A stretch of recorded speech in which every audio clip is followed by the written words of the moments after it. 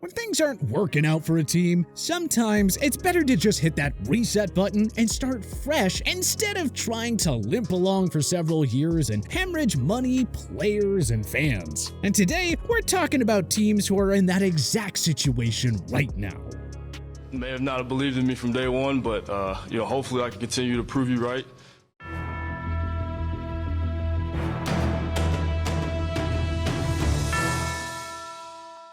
In the NFL, the window for success is very small. So many things need to go right for an organization to win a Super Bowl, and the margin for error is extremely thin. All it takes is one or two mistakes on the field, obviously, but also in the front office, and boom, suddenly your window has slammed shut just like that. And once the window closes, repairs on the fly can be very challenging to make, which is why more often than not, we end up seeing teams blow it all up entirely rather than trying to retool. While rebuilds can be painful, an unsuccessful retooling can be far more brutal. Because with each attempt, more time passes and your favorite team is still no closer to becoming a real contender again. So without further ado, let's check out 10 teams that need to accept what they're doing is not working and blow it up immediately. Starting with a team that is clearly under some delusion that they can skip the rebuilding phase, and that would be Sean McVay's Los Angeles Rams. The reigning Super Bowl champs have been an utter calamity in 2022. Matt Stafford has looked every bit of his 34-year-old self, and now that he's battling some serious back trouble, it's a very real possibility that his time in Los Angeles, and really in the NFL, is now over. The Rams, who, in fairness, are without their first-round pick next year, appear to be trying to circumnavigate the full rebuild and capitalize on the remaining years that they have with stars like Jalen Ramsey, Aaron Donald, and Cooper Kupp under contract by taking a flyer on Baker Mayfield. Now, the former number 1 overall pick had a pretty promising start to his career in Cleveland, but things got rocky pretty quickly, and his stop in Carolina wasn't much better. Perhaps McVay thinks he's the guy to get the most out of the former Oklahoma standout, but, he might be wise to reverse their well-known F them pick strategies and start dealing some of their big names for draft capital. The Rams aren't the only NFC West team that would be best suited to burn it to the ground and start anew, though. It also looks like it's high time for the Arizona Cardinals to hit the reset button in a big way. Obviously, the low-hanging fruit is to part ways with head coach Cliff Kingsbury. But after seeing Kyler Murray's regression the last season and a half, even the quarterback position is now shrouded in uncertainty. Who knows? It's entirely possible that just pairing Kyler Murray up with a new coach that he better meshes with might do the trick. But after all the stories that have leaked out of that building regarding his dedication to watching tape, or lack thereof, the playmaking quarterback may not be the franchise linchpin that the Cardinals once thought he'd be. And even beyond Kyler, that team is chock-filled with aging names on big contracts. And Arizona would be wise to maybe start shipping some of those names out of town so they can build through the draft and afford to make 1 or 2 key free agent acquisitions, like the Dolphins did ahead of this season. Staying out west, but hopping over to the AFC, there are 2 teams, both of which were expected to be serious contenders this season, who have been massive disappointments, and definitely need to start fresh. The Denver Broncos and the Las Vegas Raiders. Vegas was all hopped up with excitement before the season. Pro Bowl quarterback Derek Carr was reuniting with his former college teammate and an undeniable game-breaking All-Pro at the wide receiver position in Davante Adams. And they were bringing in Bill Belichick's wonderkind, Josh McDaniels, as the head coach. He was supposed to be the straw that stirs the drink that would compete with Andy Reid, Patrick Mahomes, and the Kansas City Chiefs for the AFC West crown. But, that offense is, at times this season, just looked absolutely atrocious. And quite frankly, at best, it has been inconsistent. Look, if you ask me, McDaniels has been a bust as a head coach. And there are holes all over that roster. And now that the Raiders are going to have to either pony up and pay Josh Jacobs or risk losing him, because they foolishly declined his 5th-year option ahead of the season, they are in a world of trouble from a roster-building perspective. I don't know that Raiders owner, Mark Davis, knows the meaning of the word rebuild, and in all likelihood, he's gonna keep doubling down in hopes of snagging a title of his own before his mother passes, and he will likely have to sell the franchise to pay the estate taxes. But man, is that a franchise that is in need of cleaning house.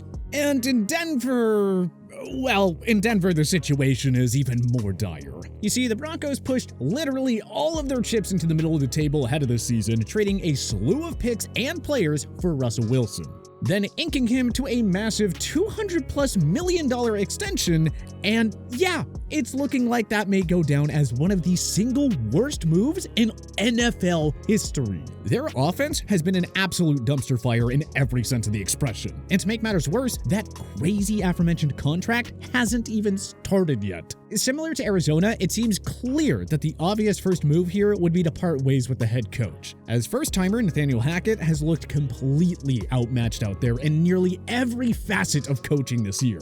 But Denver needs to take a serious look in the mirror and figure out what it needs to do to get this thing back on track. It has had one of the best defenses in all the league all season long, and the Broncos are still miles below 500 because of how bad that offense is. And because of Wilson's deal, the restart will likely need to include the aging quarterback. So the execs in the Mile High City will have to get creative and fast. And while on the subject of teams with aging star quarterbacks that need to strongly consider blowing it up, how about the Green Bay Packers and Indianapolis Colts? Now, this process has already begun in Indy with the midseason firing of head coach Frank Reich and the surprising hiring of legendary Colts center Jeff Saturday as their new head coach. Though the team has looked more competent under Saturday's leadership, the situation in Indianapolis still does not look very promising. Their rent-to-quarterback strategy that they've tried the last 3 off-seasons has gotten successively worse, as they've gone from an aging Phillip Rivers to a broken Carson Wentz to a version of Matt Ryan that bears no similarity to the former league MVP, other than the name that's on the back of his jersey. And anyone who has had the misfortune of watching Colts games this season knows that their problems are not just the former head coach and the man under center, as both their defensive and offensive lines have looked bad for most of the season, but especially that O-line. Matt Ryan definitely deserves blame for a lot of his struggles, but man, there is no denying that he's been absolutely under duress in just about every game this year. And that has created a nearly impossible situation for star running back Jonathan Taylor, whose running lanes have been essentially non-existent. All things considered, the Colts are way further from real contention than they thought. And at this point, Jim Irsay ought to consider hitting Control-Alt-Delete this offseason and trying something new. Green Bay, in a shocking turn of events, has really been limited by Aaron Rodgers' play, putting the Packers in a really challenging situation heading into this offseason. If Rodgers wants to come back, they essentially have to welcome him. And considering how much money he stands to make if he returns, well, it's safe to call it a foregone conclusion that he'll be back. All Packers fans have to hold on to is the sliver of hope that his injuries this season were worse than he let on, and that maybe he'll return to his MVP form next year. The Packers front office would be wise to start exploring its options though. Maybe the idea of playing through a rebuild would push Rodgers towards leaving. Or maybe best case scenario, they could find a way to get a whole new crop of guys around number 12 who can raise his level of play. Because in his defense, outside of the recent emergence of Christian Watson, his wide receivers really haven't been doing him any favors this year. Green Bay is not generally a franchise that is too keen to hit the reset button, and it has in many ways been the pinnacle of stability over the last 30 years, as they went straight from Brett Favre to Aaron Rodgers. But now seems as good of a time as any for the Packers to clean house and start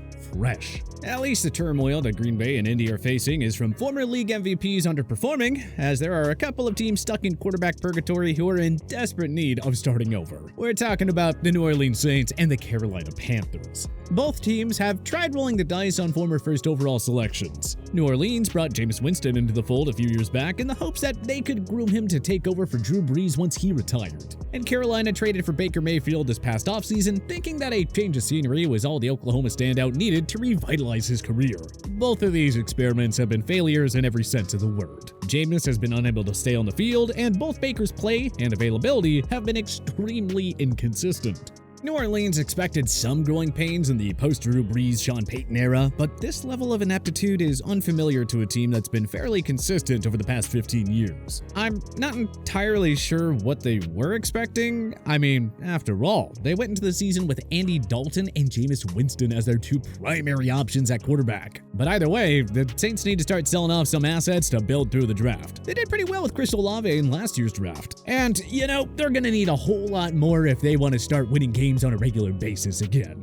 Carolina, on the other hand, has been a burning ship pretty much since 2015. And though they finally got rid of Matt Rule, they need to start looking up and down that roster for anyone and everyone that they can sell off to try and get some more draft picks. Otherwise, it's just going to be more of the same if they continue to try and piece together a roster via free agency and the trade market every offseason. Lastly, we have two teams, the New England Patriots and the Jacksonville Jaguars, who are in desperate need of a rebuild because they're experiencing what is perhaps the only thing more painful than quarterback purgatory, the downfall of a first-round QB who was supposed to be the missing piece. After a promising rookie season, it's really starting to look like Mac Jones is just not the guy in New England. And Belichick's questionable decision to deploy an offensive coordinator by committee strategy that's built around Matt Patricia has been a disaster. Beyond Mac and Matt, their offensive line has been one of the most frustrating units to watch all season long. If Belichick can stomach the thought of a true rebuild, he would be wise to blow this thing up. Just deal Mac for whatever he can get and sell the rest of the roster off as parts so we can try to make one more run at Super Bowl glory 2 or 3 years from now.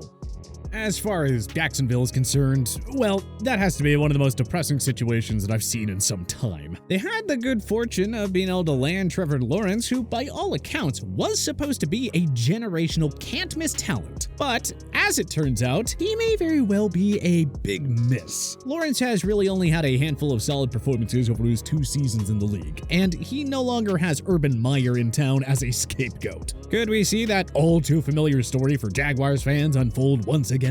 I say it's time to blow it up. Trade Lawrence, go young, and hope that the next time you take a quarterback in the first round to lead your franchise, that you finally get it right. But which NFL team do you think needs to blow it up and start over? Was there any team that we missed? Let us know in the comment section below.